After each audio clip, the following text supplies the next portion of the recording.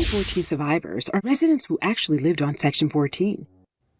Attorney Areva Martin is bringing light to the story of Section 14, a dark chapter in California's history. Areva is with us now, who's been with us since the week one of this show. Great to see you, my old friend. Always a pleasure to be with you. All right, what is Section 14? Tell us about this history during this Black History Month. Yes, so Section 14 is a location in Palm Springs, basically downtown Palm Springs. It's 646 acres, 1 square mile of property that is, like I said, pretty much adjacent to downtown Palm Springs. And in the 50s and 60s, as African Americans and Latinos were moving into Palm Springs, many in search of an opportunity to build homes, buy homes, create a new life for their families, many escaping Jim Crowism of the South.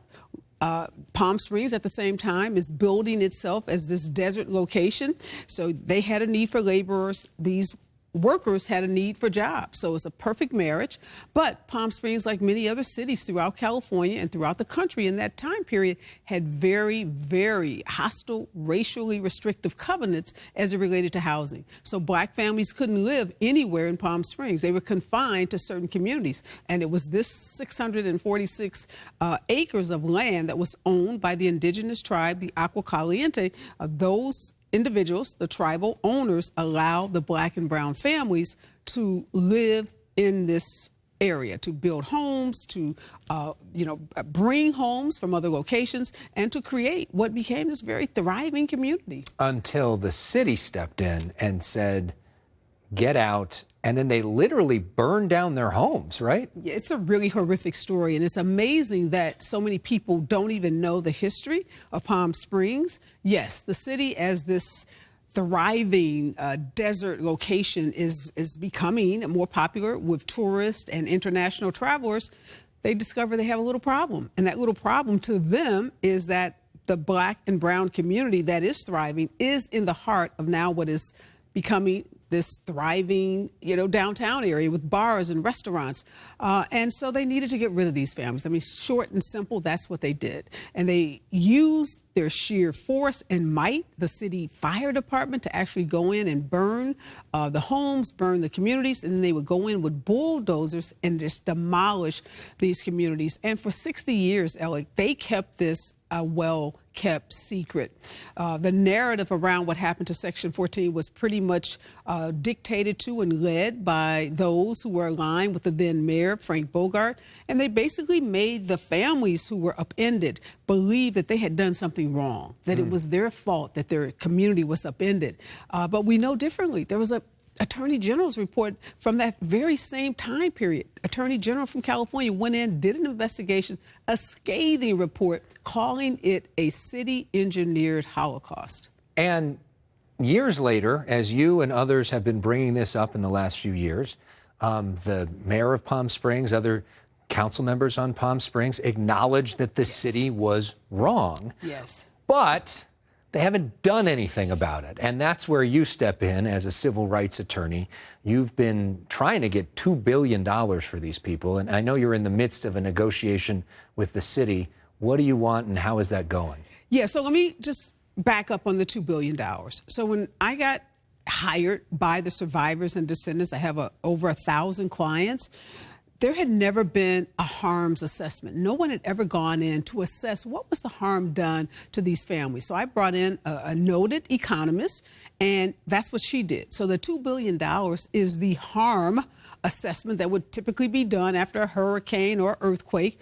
So we haven't asked the city to give these families $2 billion. But what we've said is, let's negotiate restitution for the families, recognizing the value of the harm that was done to them. And some folks have tried to twist that into saying we want to bankrupt the city, that we're trying to take, money from the city. And it's the exact opposite. What we've been doing is working in a collaborative way, trying to, with the city, to help it understand how doing right by these families is also doing right by the city. And so how is that going? Well, I will tell you that it has been really hard work. We've been working now for almost 2 years since that apology was issued from the city and the city council. We've been activating, we've been galvanizing people in the region. We've been building strong, collaborative and coalition partners. We had come to pretty much a standstill in terms of our negotiations. And starting in December or November of last year, we had to take some more aggressive action. So we started a public awareness campaign that involved placing some strategic billboards as you enter Palm Springs, because we wanted people to know what the history of this region is. And it's not fair for tourists to think Palm Springs is all sunshine, golf courses, and palm trees. People need to know about the true history of Palm Springs. I will tell you that, plus Barbara Boxer, our former U.S. Senator, who actually has had a house in the desert for many years, who has come out in support of the city making these families whole. So a combination of those billboards, our public awareness campaign, someone as influential as our senator speaking up, we have now gotten the city back to the negotiation table. So we are back now talking, and we are hopeful. It's the beginning. You know, negotiations can be tough. There are lots of starts and stops, but we are back at the table. And we are hoping, and let me just say this, Elex, this isn't about, again, this isn't a money grab. This isn't families just wanting to take from the city. My clients love Palm Springs. And what we've come up with is a very creative set of proposals, which in our estimation are going to help drive more tourists, more dollars, and increase the economic base of the city. What would you like to see? Well, one of the things that is at the heart of our proposal is a racial healing center. Is to literally develop in Palm Springs a healing center where we can bring in thought leaders, where we can bring in artists, we can bring in religious leaders, and we can talk about racial strife. We know African Americans and Latinos often have strife in this city and in this state. We've seen it. The LGBT community, which is very influential in Palm Springs. There are those that, oppose that community. The Palestinian and the Jewish community. There's so many communities that we think would benefit from this. And this is a center that could be funded not just with city dollars, but also with state dollars, with federal dollars, philanthropic dollars, universities. So we're proposing things like that that will make Palm Springs a heritage tourism location. So we think that by doing right by these families, making them whole, that we also have an opportunity to be a model for the state. We know the state's going through its own kind of reconciliation process with its history with slavery.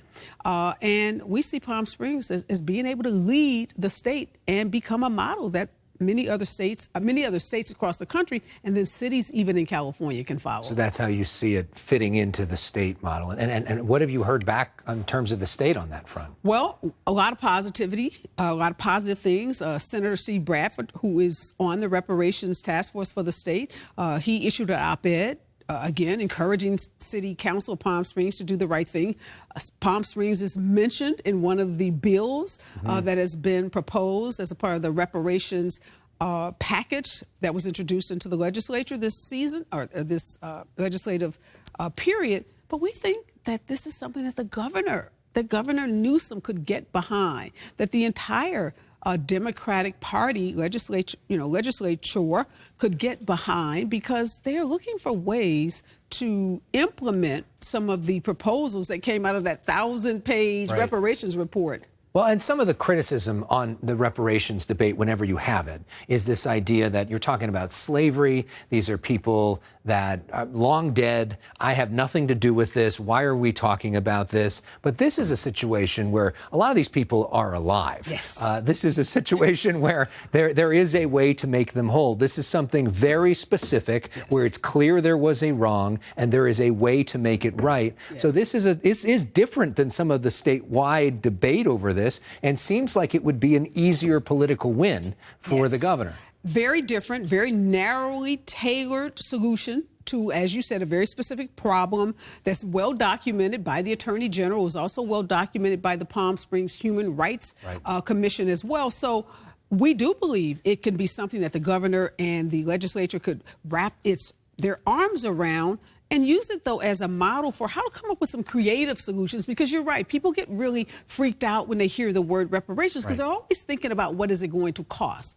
They never think about how we can benefit as a community, as a city, and as a state. And that's what we've been doing. We've been doing that hard work of being creative in solutions. And there was a situation at Bruce's Beach in Manhattan Beach, which had been taken from the Bruce family. It's something where they were able to give that property back. The state was involved in that. So this is sort of a similar situation. The county, yes. And again, very narrowly tailored solution to Bruce's Beach in the same way. But Bruce's Beach involved one family. Right. I represent over 1,000 men and women. So it's a very different situation, but again, a great opportunity for the state. So while I have you, I can't help but ask you about the Ms. Trump verdict, which came in towards the end of the week. This idea that he has to pay over $300 million, or his company has to pay over $300 million for essentially lying about what the net worth of the company is. We would usually turn to you as our legal analyst. So while you're here, your take on that.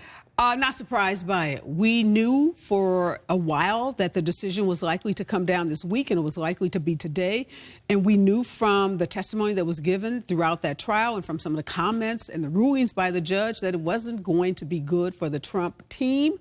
We knew that Letitia James had put forth an incredibly strong case and made the case for the kinds of damages that we see coming out today. So you add that $300+ million with the $83+ million civil judgment just handed down in the E. Jean Carroll case. Donald Trump clearly has issues, and we can't forget, yesterday, March 25th, has been set for the first criminal trial ever of a former U.S. president. And that's just in one of the criminal cases. This is the hush money porn star payment scandal, which has been recharacterized by the district attorney in Manhattan as also an election interference case. You know, we all call it the hush money case, but that DA has made it very clear that this is a very serious case about election interference. And so just to wrap things up on the Palm Springs discussion, there is a prayer vigil being held this weekend, especially for our viewers on ABC in Palm Springs, a Sunday, and folks can come out and be a part of this event as well. Yes, we're asking all of the houses of worship in Palm Springs to join us on Sunday, February 18th, for a moment of prayer during their services, and then at 3 o'clock to come to the Church of St. Paul in the Desert, an Episcopalian church led by an incredible team, Reverend Dan Klein and his wife, Jessie Thompson. We have the new president of Operation Push coming in, Dr. Frederick Haynes. He's going to be our guest speaker. And this is the part of the work we've been doing, Elex, is building coalitions with clergy, Stonewall, Democrats of the Desert, Brothers of the Deserts, and other coalition partners, because people in Palm Springs, they want to see the city do the right thing. And we did an MLK march on MLK Day in Palm Springs. It's the first ever social justice march in that city. And we had a standing room only crowd, intergenerational, multi-ethnic, multiracial, multi-denominational, all coming together to say, now is the right time to do the right thing. Areva, we end with some music. This is The Temptations. Get ready, because here you come. and one of my favorite groups. Yeah, we appreciate it. Keep up the good work and keep up the good fight. And also check out her work with the Special Needs Network. Areva is always trying to lift up people that are often voiceless. Areva Martin, thank you. More of The Issue Is when we come back.